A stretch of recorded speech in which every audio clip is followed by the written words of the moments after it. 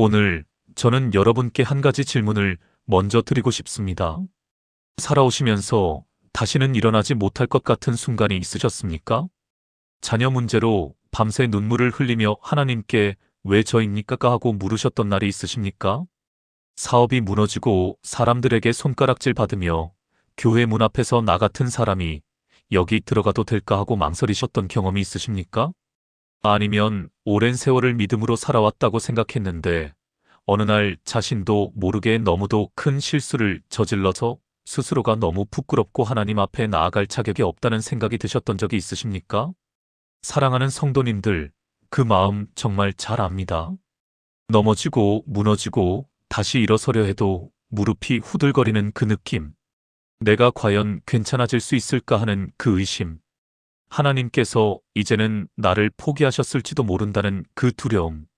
그런데 오늘 저는 성도님들께 이 한 가지 진리를 선포하고 싶습니다. 하나님은 실패한 사람을 포기하신 적이 단 한 번도 없습니다. 성경을 펼쳐 보십시오. 하나님께서 사용하신 사람들 중에 완벽한 사람이 단 한 명이라도 있었습니까? 아브라함은 두려움에 아내를 2번이나 누이라고 속였습니다. 야곱은 형을 속이고 아버지를 속이며 축복을 빼앗았습니다. 모세는 살인을 저지르고 광야로 도망쳤습니다. 다윗은 간음과 살인이라는 이중 죄악을 저질렀습니다. 베드로는 예수님을 3번이나 모른다고 부인했습니다. 바울은 기독교인들을 잡아 죽이는 박해자였습니다. 그러나 하나님은 이 모든 사람들을 포기하지 않으셨습니다.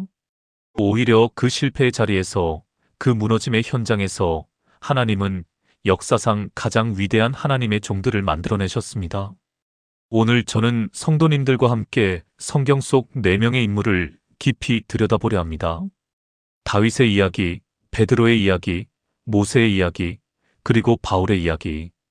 이 4사람은 모두 다른 방식으로 실패했습니다. 그러나 이 4사람은 모두 같은 하나님께 의해 회복되었습니다.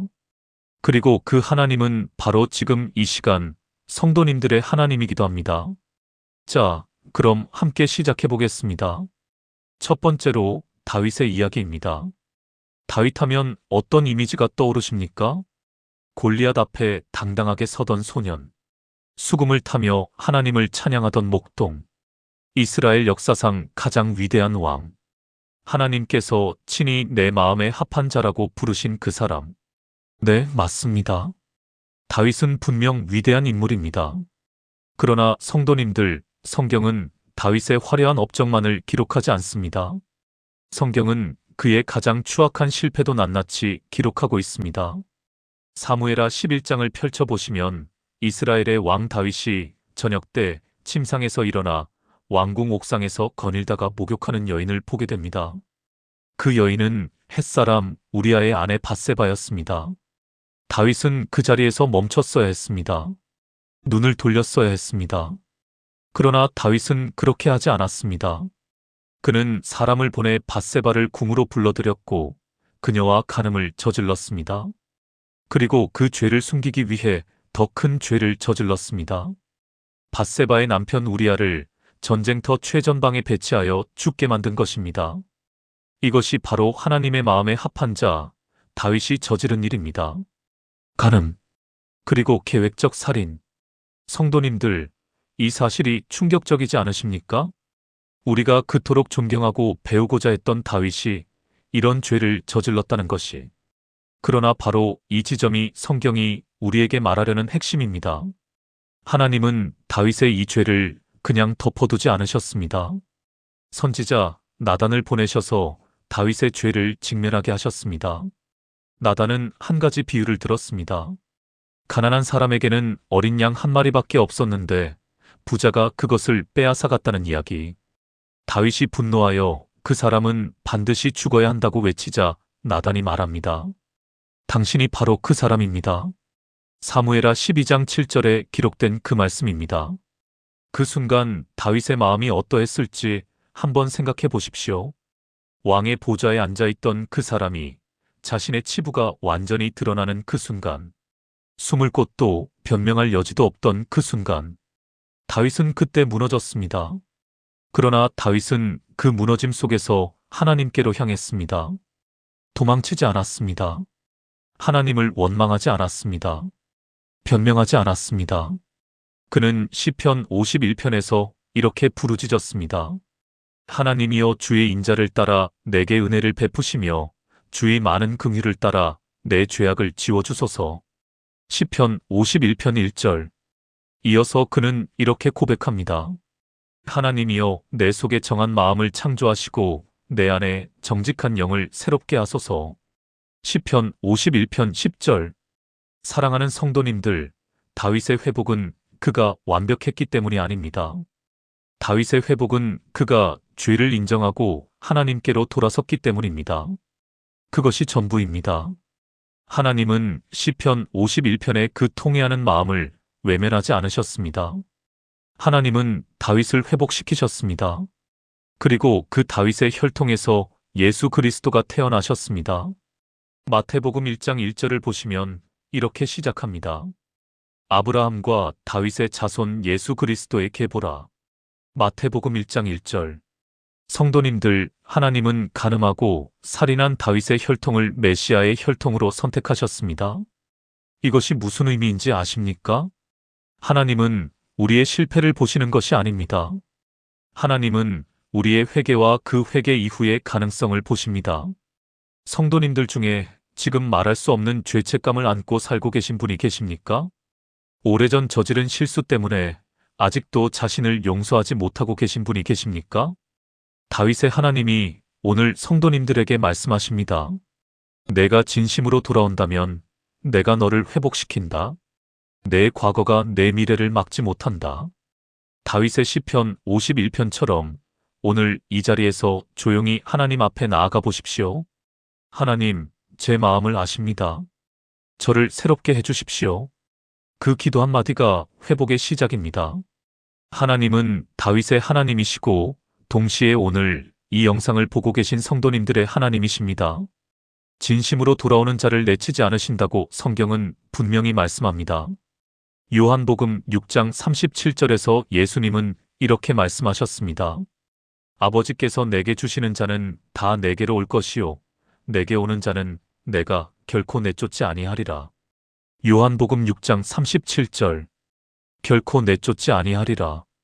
이 말씀이 오늘 성도님들의 마음에 깊이 새겨지기를 바랍니다. 다윗이 돌아왔을 때 하나님은 그를 내치지 않으셨습니다. 성도님들이 돌아올 때도 하나님은 절대로 내치지 않으실 것입니다. 두 번째로 베드로의 이야기를 나누겠습니다. 베드로는 12제자 중 수제자였습니다. 예수님께서 너는 베드로라, 내가 이 반석 위에 내 교회를 세우리라고 말씀하셨을 만큼 특별한 제자였습니다. 마태복음 16장 18절. 그 베드로가 물 위를 걸었습니다. 그 베드로가 변화산에서 예수님의 영광을 목격했습니다. 그 베드로가 겟세마네 동산에서 예수님 곁에 있었습니다. 그러나 사랑하는 성도님들, 그 베드로가 어떻게 했는지 아십니까? 예수님께서 대제사장의 뜰에서 재판을 받으시던 그날 밤, 베드로는 그 뜰 안에 있었습니다. 사람들이 베드로에게 물었습니다. 너도 저 사람의 제자가 아니냐? 그러자 베드로가 어떻게 대답했습니까? 나는 그 사람을 모른다. 한 번, 또 누군가가 물었습니다. 너도 갈릴리 사람이 아니냐? 말투를 보니 그 무리 중 하나인 것 같다. 베드로가 다시 말합니다. 나는 그 사람을 모른다. 나는 내가 무슨 말을 하는지도 모르겠다. 두 번, 이제 세 번째.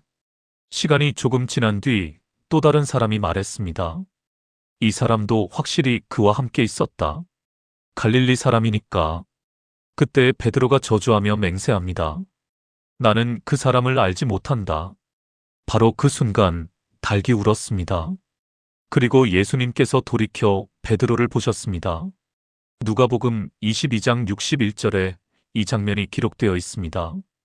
주께서 돌이켜 베드로를 보시니 베드로가 주의 말씀 곧 오늘 닭 울기 전에 내가 3번 나를 부인하리라 하심이 생각나서 밖에 나가 심히 통곡하니라. 누가복음 22장 61절 62절. 성도님들, 이 장면을 상상해 보십시오. 예수님과 베드로의 눈이 마주쳤습니다. 예수님은 무슨 말씀도 하지 않으셨습니다. 그냥 보셨습니다. 그 한 눈길에 베드로는 무너졌습니다. 밖으로 나가 심히 통곡했습니다. 그리스어 원문에서 심히 통곡이라는 표현은 단순한 울음이 아닙니다. 창자가 끊어지는 듯한 오열을 의미합니다. 베드로는 그렇게 무너졌습니다. 3년을 함께 다녔습니다. 물 위를 걸었습니다. 주는 그리스도시요 살아계신 하나님의 아들이십니다라고 고백했던 그 베드로가 3번이나 모른다고 부인했습니다. 이보다 더 처참한 실패가 어디 있겠습니까? 이보다 더 돌이킬 수 없을 것 같은 상황이 어디 있겠습니까? 사랑하는 성도님들, 그런데 이야기는 여기서 끝나지 않습니다. 예수님이 부활하신 후에 요한복음 21장으로 가보십시오. 베드로는 고향으로 돌아가 물고기를 잡고 있었습니다. 예수님을 3번이나 부인했으니 이제 사도로서의 삶은 끝났다고 생각했을 것입니다. 그는 다시 업으로 돌아갔습니다. 그런데 그날 밤 그들은 한 마리도 잡지 못했습니다. 새벽이 되었을 때 부활하신 예수님께서 바닷가에 서 계셨습니다. 제자들은 그분이 누구인지 처음에는 알아보지 못했습니다. 예수님이 말씀하셨습니다. 그물을 배 오른편에 던지라. 그들이 던졌더니 물고기가 너무 많아 그물을 들 수가 없었습니다. 그때 요한이 먼저 알아보았습니다. 주님이시다. 그 말을 듣자마자 베드로는 어떻게 했습니까? 겉옷을 두르고 바다로 뛰어내렸습니다. 성도님들, 이 장면이 정말 감동스럽지 않습니까?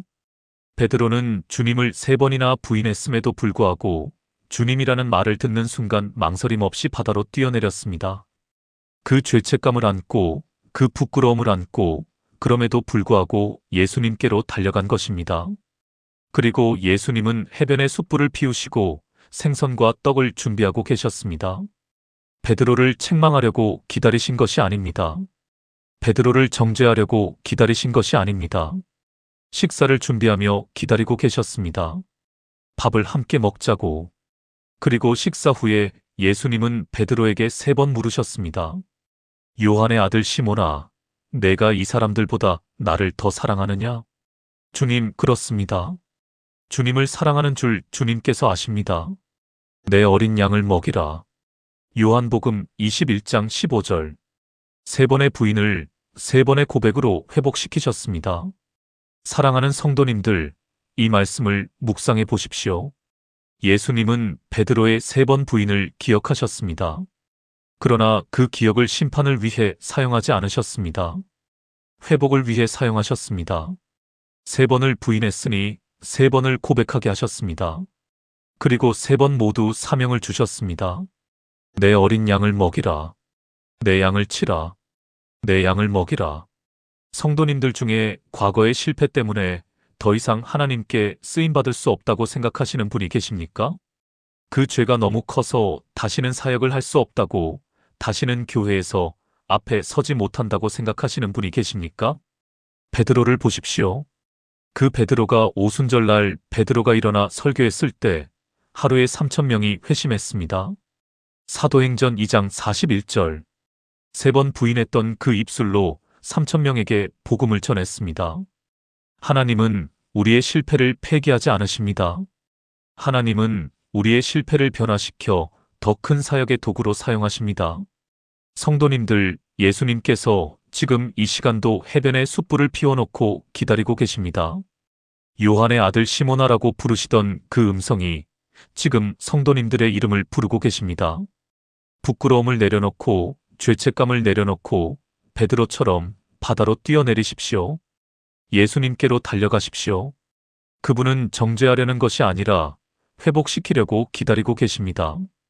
예레미야 29장 11절의 말씀이 생각납니다. 나 여호와가 말하노라 너희를 향한 나의 생각을 내가 아나니 평안이요 재앙이 아니니라 너희에게 미래와 희망을 주는 것이니라. 예레미야 29장 11절. 하나님의 생각은 재앙이 아닙니다. 미래와 희망입니다. 3번 부인한 베드로를 향해서도 하나님의 생각은 미래와 희망이었습니다. 그리고 지금 이 순간 성도님들을 향해서도 하나님의 생각은 미래와 희망입니다. 세 번째로 모세의 이야기를 나누겠습니다. 사랑하는 성도님들, 모세라는 이름을 들으면 어떤 장면이 떠오르십니까? 홍해가 갈라지는 장면, 시내산에서 십계명을 받는 장면, 이스라엘 백성을 이집트에서 이끌어낸 위대한 지도자. 그 모세의 시작이 어떠했는지 아십니까? 출애굽기 3장으로 가보시면 모세는 미디안 광야에서 양을 치고 있었습니다. 이집트 왕궁에서 자랐지만 살인을 저지르고 도망쳐서 광야에서 무려 40년을 보낸 뒤였습니다. 나이는 이미 80세였습니다. 인간적으로 보면 모든 가능성이 끝난 나이입니다. 그런데 하나님께서 떨기나무에서 불꽃 가운데 모세에게 나타나셨습니다. 내 백성을 이집트에서 인도하여 내라. 그때 모세가 어떻게 했는지 아십니까? 거절했습니다. 아니, 정확히 말하면 5번이나 변명을 늘어놓았습니다. 첫 번째 변명입니다. 내가 누구이기에 바로에게 가며 이스라엘 자손을 이집트에서 인도하여 내리이까? 출애굽기 3장 11절. 저는 아무것도 아닌 사람입니다. 저 같은 사람이 어떻게 바로 앞에 설 수 있겠습니까? 두 번째 변명입니다.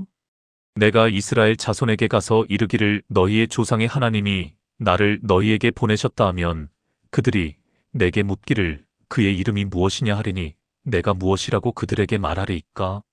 출애굽기 3장 13절. 저는 당신의 이름도 제대로 모릅니다.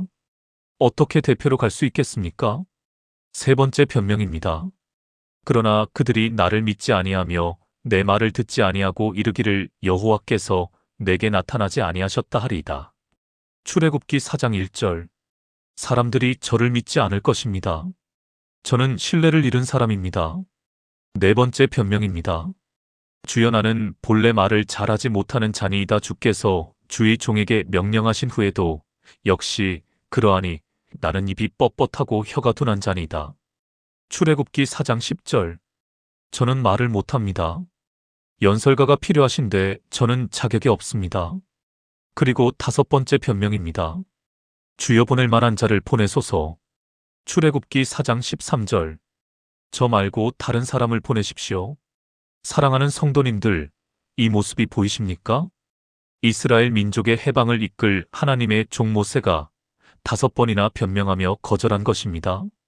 그러면 하나님께서 이 모세를 포기하셨습니까? 아닙니다. 하나님은 모세의 5번 변명에 5번 모두 답을 주셨습니다. 첫 번째 변명에 이렇게 답하셨습니다. 내가 반드시 너와 함께 있으리라. 출애굽기 3장 12절. 내가 누구이냐가 문제가 아니라 내가 너와 함께 하느냐가 핵심이다.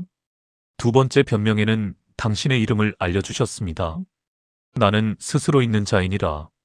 출애굽기 3장 14절.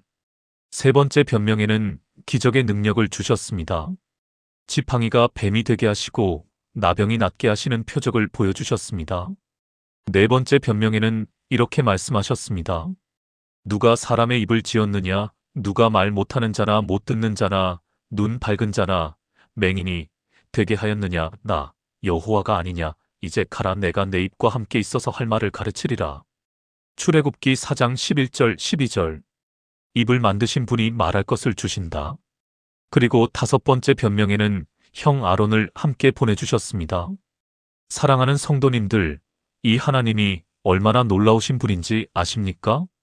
모세가 5번 변명해도 하나님은 포기하지 않으셨습니다. 모세의 변명 하나하나의 해결책을 주시면서 끝까지 모세를 이끌어내셨습니다. 왜 그렇게 하셨을까요? 왜 말 잘하는 다른 사람을 보내지 않으셨을까요? 왜 굳이 변명만 늘어놓는 80노인 모세를 고집하셨을까요? 하나님은 능력 있는 사람을 찾으시는 것이 아니라 하나님을 의지하는 사람을 찾으시기 때문입니다. 자신의 능력을 믿는 사람은 하나님을 의지하지 않습니다. 자신의 한계를 아는 사람만이 진정으로 하나님을 붙들 수 있습니다. 모세의 약함이 오히려 하나님의 능력을 드러내는 도구가 된 것입니다. 고린도후서 12장 9절에서 사도 바울이 이 원리를 이렇게 고백합니다. 내 은혜가 내게 족하도다. 이는 내 능력이 약한 데서 온전하여짐이라. 고린도후서 12장 9절. 하나님의 능력은 약한 데서 온전해집니다. 성도님들, 지금 자신이 너무 부족하다고, 너무 나이가 들었다고, 너무 학력이 없다고, 너무 말을 못한다고, 너무 가진 것이 없다고 느끼십니까? 그 약함이 바로 하나님이 역사하실 자리입니다. 모세가 80세에 시작했습니다. 말도 잘 못했습니다. 살인 전과도 있었습니다. 광야에서 40년을 낭비한 사람처럼 보였습니다. 그러나 그 모세가 결국 홍해를 갈랐습니다. 이스라엘 민족 200만 명을 인도했습니다. 하나님과 얼굴을 대면하는 영광을 누렸습니다. 성도님들의 약함이 하나님의 손에 들려질 때 무슨 일이 일어날지 아무도 모릅니다. 다만 한 가지는 압니다. 하나님은 변명하는 모세를 포기하지 않으셨고 성도님들도 포기하지 않으신다는 사실입니다. 이사야 41장 10절의 약속이 오늘 성도님들의 것입니다. 두려워하지 말라. 내가 너와 함께함이라. 놀라지 말라. 나는 내 하나님이 됨이라. 내가 너를 굳세게 하리라. 참으로 너를 도와주리라. 참으로 나의 의로운 오른손으로 너를 붙들리라. 이사야 41장 10절. 두려워하지 마십시오. 놀라지 마십시오. 하나님이 함께 하십니다. 하나님이 굳세게 하십니다. 하나님이 도우십니다. 하나님의 오른손이 성도님들을 붙들고 있습니다. 80노인 모세를 붙드셨던 그 오른손이 지금 성도님들을 붙들고 계십니다. 네 번째로 바울의 이야기를 나누겠습니다. 사랑하는 성도님들, 이 마지막 인물은 아마도 가장 극적인 변화를 보여주는 인물일 것입니다. 사도 바울, 본명 사울. 그는 단순히 실패한 사람이 아니었습니다. 그는 기독교를 박해하고 파괴하던 사람이었습니다. 사도행전 7장을 보시면 스데반이 돌에 맞아 순교하는 장면이 나옵니다. 그 현장에 사울이 있었습니다. 그는 스데반을 죽이는 것을 마땅히 여겼습니다. 사도행전 8장 1절. 그뿐만이 아닙니다. 사도행전 8장 3절에서는 이렇게 기록합니다. 사울이 교회를 잔멸할새 각 집에 들어가 남녀를 끌어다가 옥에 넘기니라. 사도행전 8장 3절. 잔멸. 이 단어는 헬라어로 에리마이노를 사용하는데 이는 맹수가 먹이를 갈기갈기 찢어놓는 것을 묘사하는 단어입니다. 사울은 그 정도의 폭력성과 광기로 교회를 파괴했습니다. 집집마다 들어가 남녀노소를 가리지 않고 끌어내어 감옥에 넣었습니다. 이것이 바울의 과거입니다. 그 바울이 나중에 고백합니다. 나는 사도 중에 가장 작은 자라. 나는 하나님의 교회를 박해하였으므로 사도라 칭함받기를 감당하지 못할 자니라. 고린도전서 15장 9절. 성도님들, 바울은 자신의 과거를 잊지 않았습니다. 자신이 얼마나 큰 죄를 저질렀는지 평생 기억했습니다. 그런데 그 바울에게 어떤 일이 일어났습니까? 사도행전 9장으로 가보십시오. 사울이 다메섹으로 가는 길에 갑자기 하늘에서 빛이 그를 둘러 비추었습니다. 그 빛에 땅에 엎드러졌습니다. 그리고 소리가 들렸습니다. 사울아, 사울아, 내가 어찌하여 나를 박해하느냐? 사도행전 9장 4절. 사울이 물었습니다. 주여 누구십니까? 그 음성이 대답했습니다. 나는 내가 박해하는 예수라. 사도행전 9장 5절. 사랑하는 성도님들, 이 장면을 잘 생각해 보십시오.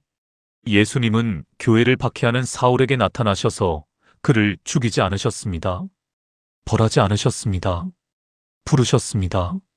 이름을 2번 부르시며 사울아, 사울아라고 부르셨습니다. 성경에서 이름을 2번 부르시는 것은 매우 특별한 친밀감의 표현입니다. 아브라함아, 아브라함아, 모세야, 모세야, 사무엘아, 사무엘아, 마르다야, 마르다야. 예수님은 교회를 잔멸하던 그 사울을 그렇게 친밀하게 부르셨습니다. 그리고 그 사울은 바울이 되었습니다. 신약 성경의 절반 이상을 기록한 사람. 로마, 고린도, 갈라디아, 에베소, 빌립보, 골로새, 데살로니가, 디모데, 디도, 빌레몬. 수많은 도시에 교회를 세우고 수많은 사람들에게 복음을 전하고 수많은 성도들에게 편지를 쓴 그 바울이 된 것입니다. 교회를 파괴하던 자가 교회를 세우는 자가 되었습니다. 복음을 핍박하던 자가 복음의 증인이 되었습니다. 그리스도인들을 죽이던 자가 그리스도를 위해 죽는 자가 되었습니다. 성도님들, 이보다 더 극적인 반전이 어디 있겠습니까? 바울이 이 은혜에 대해 뭐라고 고백하는지 들어보십시오. 디모데전서 1장 15절 16절입니다. mit보다 모든 사람이 받을 만한 이 말이여 그리스도 예수께서 죄인을 구원하시려고 세상에 임하셨다 하였도다. 죄인 중에 내가 괴순이라. 그러나 내가 긍휼을 입은 까닭은 예수 그리스도께서 내게 먼저 1절 오래 참으심을 보이사 후에 주를 믿어 영생 얻는 자들에게 본이 되게 하려 하심이라. 디모데전서 1장 15절 16절 죄인 중에 내가 괴수. 바울은 이것을 인정했습니다. 그러나 동시에 고백합니다. 그러나 내가 긍휼을 입었다. 그리고 그 이유가 무엇이라고 합니까? 자신이 본이 되기 위함이라고. 하나님이 바울 같은 괴수를 구원하신 것은 앞으로 이 세상에서 어떤 죄인이라도 이 바울보다 더 큰 죄인은 없을 테니 바울을 보고 소망을 가지라고. 성도님들, 이 말씀이 얼마나 깊은지 묵상해 보십시오. 하나님은 바울을 구원하시면서 동시에 메시지를 남기셨습니다. 나는 이런 사람도 구원한다. 그러니 아무도 포기하지 마라. 성도님들 중에 자신이 너무 큰 죄를 지어서 하나님의 용서를 받기 어렵다고 생각하시는 분이 계십니까? 바울을 보십시오. 교회를 찬멸하고 성도들을 죽이던 그 바울도 하나님이 부르셨고 하나님이 사용하셨고 하나님이 신약 성경의 절반을 그의 손으로 기록하게 하셨습니다. 로마서 8장 38절 39절의 말씀이 오늘 성도님들의 마음에 새겨지기를 바랍니다. 내가 확신하노니 사망이나 생명이나 천사들이나 권세자들이나 현재일이나 장래일이나 능력이나 높음이나 깊음이나 다른 어떤 피조물이라도 우리를 우리 주 그리스도 예수 안에 있는 하나님의 사랑에서 끊을 수 없으리라. 로마서 8장 38절 39절 어떤 피조물이라도 어떤 죄라도 어떤 과거라도 우리를 하나님의 사랑에서 끊을 수 없습니다. 이것을 누가 썼습니까? 교회를 찬멸하던 바울이 썼습니다. 그가 확신한다고 했습니다. 그 바울의 확신이 오늘 성도님들의 확신이 되기를 바랍니다. 사랑하는 성도님들, 오늘 우리는 성경 속 네 인물의 이야기를 함께 살펴보았습니다. 첫 번째, 다윗은 간음과 살인이라는 이중의 죄악을 저질렀지만 진심으로 회개하고 하나님께 돌아왔을 때 하나님은 그를 회복시키셨고 메시아의 혈통으로 선택하셨습니다. 두 번째, 베드로는 예수님을 3번이나 모른다고 부인했지만 부활하신 예수님께서 해변에 숯불을 피우고 기다리셨고 3번의 고백을 통해 그를 완전히 회복시키시며 사명을 회복시켜 주셨습니다. 세 번째, 모세는 살인을 저지르고 도망쳐 80노인이 될 때까지 광야에서 살았지만 하나님은 그를 포기하지 않으시고 떨기나무 앞에서 부르셨으며 5번의 변명에도 불구하고 끝까지 사명을 주시며 이끌어내셨습니다. 네 번째, 바울은 스스로 죄인 중 괴수라고 고백할 정도로 교회를 박해하고 성도들을 죽이던 자였지만 다메섹 도상에서 예수님이 친히 사울아, 사울아 하고 이름을 불러주셨고 신약 성경의 절반을 기록하는 위대한 사도로 변화되었습니다.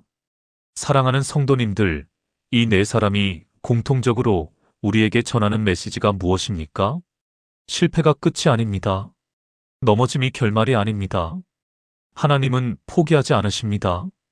우리가 하나님을 포기할지라도 하나님은 우리를 포기하지 않으십니다. 성경에서 하나님이 사용하신 위대한 인물들 중에 흠없는 사람이 단 한 명도 없었습니다. 오히려 그들의 실패가 하나님의 은혜를 더욱 빛나게 했습니다. 그들의 무너짐이 하나님의 회복 능력을 더욱 선명하게 드러냈습니다. 그렇다면 성도님들, 오늘 이 말씀이 성도님들에게는 어떤 의미입니까?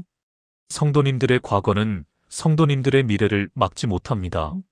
성도님들의 실패는 성도님들을 향한 하나님의 계획을 취소하지 못합니다.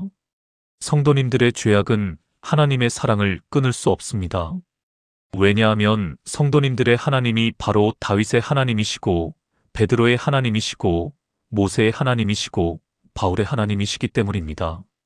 그 하나님은 어제나 오늘이나 영원토록 동일하십니다. 히브리서 13장 8절. 오늘 이 영상을 보시면서 혹시 마음에 무언가 건드려지는 것이 있으셨습니까? 오래 묻어두었던 죄책감이 떠오르셨습니까? 아니면 오래 포기하고 있었던 꿈이나 사명이 다시 느껴지셨습니까? 그것이 하나님의 음성입니다. 지금 이 시간 다윗이 시편 51편에서 했던 것처럼 하나님 앞에 나아가십시오. 베드로가 바다로 뛰어내렸던 것처럼 주님께로 달려가십시오. 모세가 결국 신발을 벗고 거룩한 땅 앞에 섰던 것처럼 겸손히 하나님 앞에 서십시오. 바울이 다메섹 도상에서 땅에 엎드렸던 것처럼 나를 낮추고 주님을 높이십시오. 그 자리에서 하나님은 반드시 일하기 시작하십니다.